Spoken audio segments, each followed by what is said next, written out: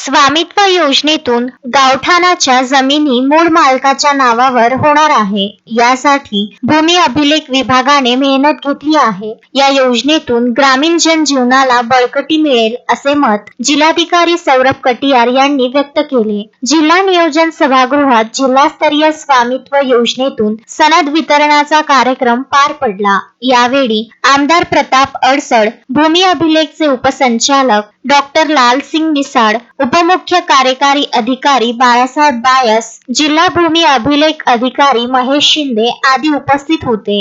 जिल्हाधिकारी कटियार म्हणाले, स्वामित्व योजनेतून एक चांगले काम झाले आहे. इंग्रज काळात जमिनीचा सातबारा अस्तित्वात आला. त्यानंतर आता स्वामित्व योजनेमुळे गावठाणची जमीन मालकी हक्काने मिळणार आहे. त्यामुळे प्रामुख्याने ग्रामीण भागातील नागरिकांना याचा फायदा होणार आहे. त्यामुळे ग्रामीण भागात केलेल्या चांगल्या कामाप्रमाणे शहरी भागातही भूमी अभिलेखने कामे करावीत असे आवाहन केले. या निमित्ताने प्रधानमंत्री नरेंद्र मोदी यांनी योजनेच्या लाभार्थ्यांशी दूरदृश्य प्रणालीद्वारे संवाद साधला. महाराष्ट्रातील एकमेव नागपूर येथून रोशन पाटील यांच्याशी त्यांनी सुरुवातीला मराठीतून संवाद साधला. त्यांनी पाटील यांच्याकडून स्वामित्व योजनेच्या लाभासह इतर योजनांचा लाभ घेतला असल्याबाबत विचारणा केली. पाटील यांनी स्वामित्व योजनेमुळे कर्जाचा प्रश्न मार्गी लागला. मिळालेल्या कर्जातून घर बांधणी आणि शेतीमध्ये सिंचनाची व्यवस्था केल्याचे सांगितले.